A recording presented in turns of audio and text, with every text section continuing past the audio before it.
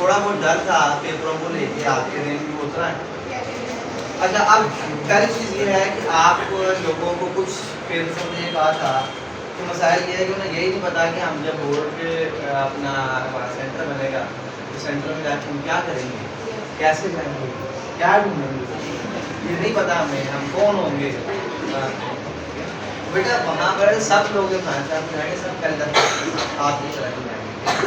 तो सबसे पहली चीज़ तो ये है कि आप लोगों में से कितने लोग ऐसे जिन्होंने अपना सेंटर देख लिया हो।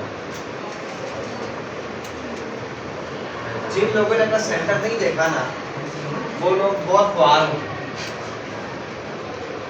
कल आपने सबसे पहला काम ये करना है, कल आपका पेपर तो नहीं है ना, कल आप लोगों ने सबसे पहला काम ये करना है, कल सेंटर चल रहा होगा, अगर से पेपर नहीं है, कोई इलेक्ट्रिक पेपर कितने किसी जगह पे होगा, आपकी रोल नंबर स्लिप पे आपका सेंटर देखा होगा। आप सब जो फीमेल्स हैं वो अपने भाई के साथ या अपने वालिदा के साथ, आप लोग खुद भी जा सकते हैं, बेहतर ये कि अपने वालिद के साथ आप लोग अपने सेंटर पे जाएं, उस सेंटर को देखिए, बच्चे किस तरीके से एंटर हो रहे हैं, क्या कर रहे हैं, सेंटर किस तरीके से चल रहा है। वो के वो आपको अंदर नहीं आते।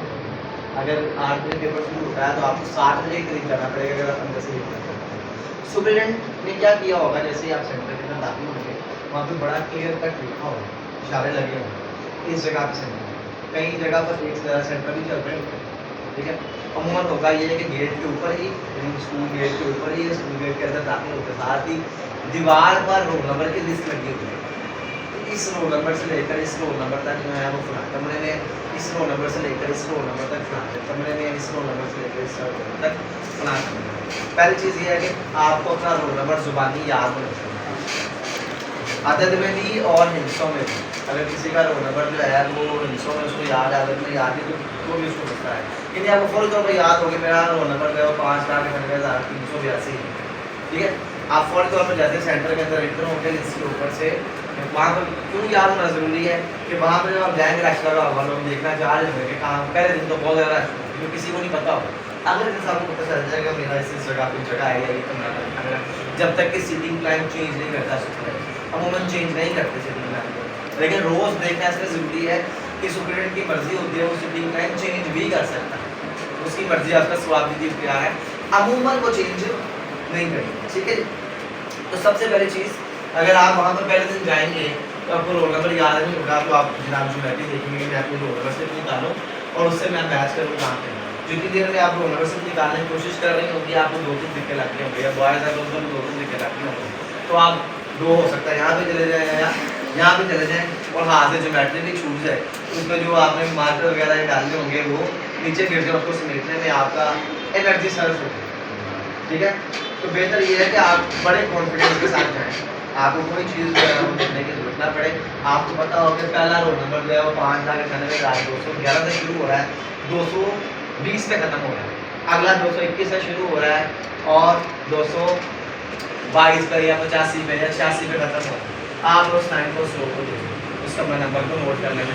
अगला मरला है कि आपने वो कमरा तलाश है, तो कमरे कैसे तलाश होंगे, अमूमी तौर पर कमरों के बाहर सुपरिटेंडेंट ने लिखा होता है, कमरा नंबर 1 है, 2 है, 3 है, 4 है। लेकिन खस्ता अगर किसी का सेंटर मिला है जहाँ पर चार्ट नहीं लगे हुए या मार्कर से लिखा था, तो चौक से लिखा होता है, चौक से अगर लिखा था और वो नहीं लिखा हुआ, ठीक है जी, तो आप वहाँ के गेट कीपर से, वहाँ के माली से या वहाँ के सिक्योरिटी गार्ड से या सुपरिटेंडेंट से भी पूछ सकते हैं कि आप कमरा नंबर की लिस्ट करें, और ऐसा करने पे आप हक बजानी होगी। अगर तो लिस्ट डिस्प्ले नहीं है या कमरों के ऊपर लिखा हुआ नहीं है, ठीक है, जैसे ही आप कमरे के अंदर मुतलका कमरा आपको मिल जाएगा कि कमरा नंबर 2 है, 3 है, 4 है, 5 है, तो वहाँ पर जाकर ऐसा नहीं होगा कि जनाब ये वाली जगह अगर अच्छी है तो यहाँ पर रोटी अच्छी पड़ रही है तो मैं ये वाली तो यहाँ पर हवा भी आ रही है तो मैं इस तरीके के पास बैठ लूँ, या मेरे दोस्त के साथ मेरा सेंटर बना हुआ है, ठीक है, तो मैं अपने दोस्त को कहूँगा तुम्हारा दोनों कमरा नंबर 3 का, मेरा दूसरा कोई बात नहीं, ठीक है, या हमारे रोल नंबर के दौरान फ़र्क है, ऐसा आप नहीं कर सकेंगे। यहाँ अकेडमी के अंदर आपने ये प्रैक्टिस की है, बोर्ड के अंदर आप ये नहीं करेंगे। एक दिन पहले पेपर से सुपरिटेंडेंट ने जाकर वहाँ पर अपना सीटिंग प्लान बनाना होता है और उसको लिखना होता है। लिखने से मुराद ये है कि जो आपकी जगह होगी उस जगह पर आपका रोल नंबर लिखा हुआ, ठीक है जी। अगर आपका रोल नंबर है 5,80,412, तो आपने उस जगह पर बैठना है जिस डेस्क पर या जिस बेंच पर 5,80,412 12 है, ताकि कल को कोई अगर आपको ये कह सके कि भाई ये यहाँ पे तू बैठे हो तुम्हारा नाम लिखा हुआ है तो आप कह सकें यहाँ मेरा लिखा हुआ मेरा रोल नंबर इसके ऊपर लिखा हुआ था, इसलिए मेरी जगह यही है और मैंने यहीं बैठा हूँ। वो सीट आप ना किसी रिप्लेस कर सकेंगे, अगर कोई आपको कहता है कि रिप्लेस करें तो आप नहीं करेंगे, वही आपकी जगह होगी परमानेंटली जब तक कि सिटिंग टाइम चेंज नहीं होता। तो ये पहला मरला बड़ा इजीली गुजर जाएगा, लेकिन ये इजीली इसलिए इस तरह से गुजरेगा अगर तो आपका पेपर शुरू होना है 8 बजे या 8:30 बजे और आप वहाँ पर पधारेंगे 8:35 पर, तो फिर ये मरला आसान नहीं होगा। ये मरला आसान तभी होगा कि जब आप टाइमली अपने सेंटर पर पहुँचेंगे। टाइमली अपने सेंटर पे आप कब पहुँचेंगे? जब आप बिफोर टाइम अपने घर से निकलेंगे। ठीक है, याद रखें कि अल्लाह किसी को मुसीबतें ना लाए, लेकिन ये मुसीबतें आ जाया करती हैं। अमूमी एतबार से किस तरीके से आ जाती हैं कि जिस दिन आप जल्दी उठते हैं और जिस दिन आप टाइमली पहुँच भी जाते हैं, जिस दिन आप थोड़ा सा लेट उठेंगे ना, आप देखेंगे आपकी मोटरसाइकिल में उस दिन पैक्चर मिलेगा। यानी जहाँ पे आप ये सोचेंगे कोई बात नहीं 5 मिनट का गैप है, थोड़ी मोटरसाइकिल तेज़ करके मैं वहाँ पहुँच जाऊँगा, तो उस दिन आपकी मोटरसाइकिल भी पंचर हो जाएगी। ठीक है, तो सबसे पहली चीज़ ये है कि जल्दी मुनासिब टाइम, तो रमज़ान है उसकी बरकतें आप फौरी तौर पर ज़्यादा सारी आपको मिल सकती हैं कि आप नमाज सहरी करने के बाद नमाज फजर अदा करें, उसके बाद आप सोएं ना। ठीक है, उसके बाद आप अपनी तैयारी करें, जो ताज़ा ताज़ा चीज़ पड़ी होती है वो आपको याद रखें। अब आपको पेरिंग स्कीम के बारे में पता चल गया है, आप उन चीज़ों को इंपॉर्टेंट चीज़ों को रिवाइज करें। रिवाइज करने के बाद जो है वो पढ़ा हुआ आपको सीख में रहेगा। उसके बाद आप वेल बिफोर टाइम, पहले दिन तो बिल्कुल पहले दिन आप कम अज़ कम अपना पेपर शुरू होने से 1 घंटा पहले घर से निकलें। ठीक है, अगर से कि आपको 15-20 मिनट पहले या आधा घंटा पहले इजाज़त होगी कि आप घर से सीखना है, वरना सेंटर से बाहर ही निकलें। लेकिन आप कम अज़ कम 1 घंटा, वो डिपेंड करता है आपके सेंटर के डिस्टेंस पे। अगर तो घर के बिल्कुल साथ ही सेंटर है तो फिर बेवकूफ़ी है कि 2 गलियाँ छोड़ के अगर सेंटर है, फिर आप आधा घंटा पहले ही कर सकते हैं अगर वॉकिंग डिस्टेंस पे है। फिर अगर आपका सेंटर वाक़ई दूर बना है या हर गंज पे बना है किसी का या इससे आगे बन गया, तो फिर आपको कम अज़ कम 1 घंटा पहले घर से निकल जाना चाहिए। ठीक है, और टाइमली पहुँचे वहाँ पर। इसमें कोई रॉकेट साइंस नहीं है, हर शख्स ने आप ही की तरह आप ही की सीट पर बैठ कर पहली मरतबा 9th क्लास का एग्ज़ाम दिया था।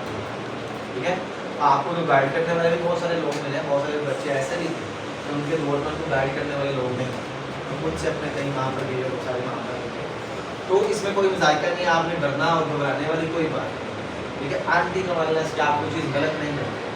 ठीक है, और पूछना आपका राइट है। अगर आपको चीज़ समझ नहीं आ रही, मैं पूछ रहा हूँ आपसे सिटिंग प्लान के हवाले से, कमरा ढूंढने के हवाले से, रोल नंबर ढूंढने के हवाले से, वो पहले दिन आप पूछ सकते हैं, उसको कोई मजायका नहीं, आपको गाइड कर। लेकिन अमूमी तौर पर अगर आप पढ़े लिखे हैं, अगर आपको ये नहीं हो रहा कि जाके बुक ला जाना, पूछ रहे रहना था, बताना ज़रा कि ज़रा बताना, ये आपकी बॉडी लैंग्वेज अगर कॉन्फिडेंस है उसके अंदर, आप अगर पूछ ले रहे हैं कॉन्फिडेंस के साथ पूछ रहे हैं तो बताने वाला आपको बता देगा। लेकिन अगर आप बुकलाए हुए हैं ना, थोड़ा सा सांस चढ़ा हुआ है, ठीक है जी, और उसको पता लग रहा है कि ये बंदा सही है, बात इसने खुद मेहनत नहीं की, इसने कुछ ये बात दूसरों के आसरे पर आया, ठीक है, तो सुप्रीडेंट भी छिड़क जाएगा, आप जो आके बैठो उधर भी बैठ जाएगा।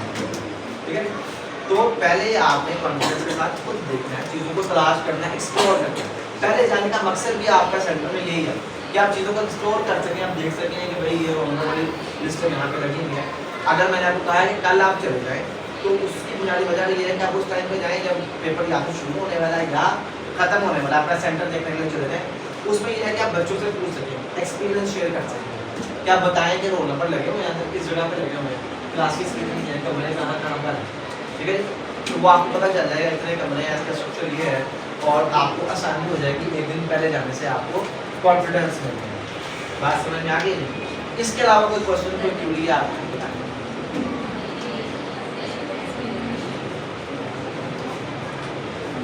पेयरिंग स्कीम और टाइम मैनेजमेंट के हवाले से हम फाइल पीडीएफ में अभी ग्रुप में शेयर कर देता हूं, उसको देख लीजिएगा चाहिए।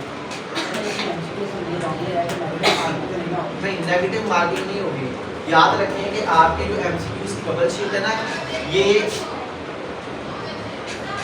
जो शीट है आपकी एमसीक्यूज की, ये बुनियादी तौर पर इसकी मैग्नेटिक इंक रीडर होता है, इसकी खास मशीन होती है जो मैग्नेटिकली रीड कर सकती है अमूमी तौर पर। तो याद रखें कि अगर आप इसको रोल मार्किंग करेंगे, जाओ कुछ भी नहीं करें, आया एक ऑप्शन और भी आगे थूक लगाए हैं बिल्कुल और उसके साथ यहाँ पे किया ना आपने ये हरकतें कि आप ऐसे ऐसे उसको रगड़े और इस तरीके से रगड़े कि वो पूरा फट जाए वहाँ से और वो एग्जामिनर को बता दें कि बच्चे के साथ बहुत ज्यादती है यहाँ पानी गिर गया था वो फट गया फिर वो ये समझे कि वो कहे सीधे आपको नंबर दे या आप पेपर के ऊपर ही नीचे लिख दें कि सर मुझे पता है इसका आंसर दिया लेकिन गलती से सील लग गया है मेहरबानी करके इसके नंबर दे दें। ये सारे ऑप्शन गलत है।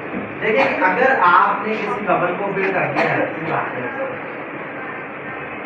सबसे पहले क्या करते हैं आपके साथ में क्या बताया था आप लोग क्या करते हैं बाउंड्री बनाते हैं ठीक है बाउंड्री अगर बन गई तो उसके बाद आप आसानी से अंदर क्या कर सकते हैं उसको फिल कर सकते हैं।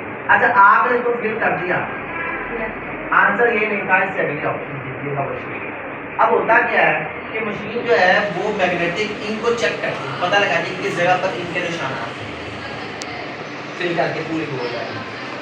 तो अगर आपने इसके साथ फैजान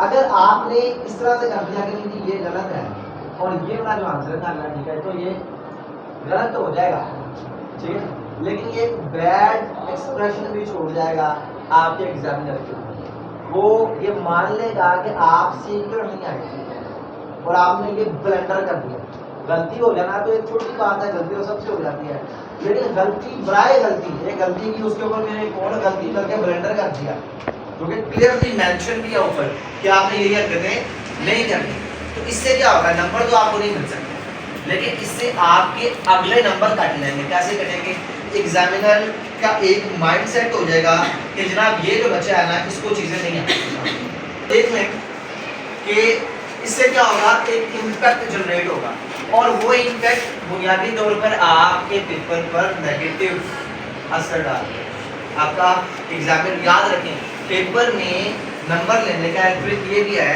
कि आप जितना ज़्यादा एग्जामिनर को फोकस करवाएंगे ना अपने पेपर पर उतना ज़्यादा चांसेस हैं कि आपके नंबर कम हो जाए। जब एग्जामिनर को चीज़ों को देखना पड़ेगा ऐसे ऐसे करके ढूंढना पड़ेगा तो आपके नंबर कम हो जाएंगे। जितना इजी बनाएंगे आप एग्जामिनर के लिए कि वो पेपर को चेक कर लें उतना इजीली उसके हाथ से नंबर आपके लिए निकल जाएगा। तो ये बात जब आप काम करेंगे ना तो एग्जामिनर के सर में दर्द होगा कहेगा कि ये बच्चा गुस्सा आया ठीक है।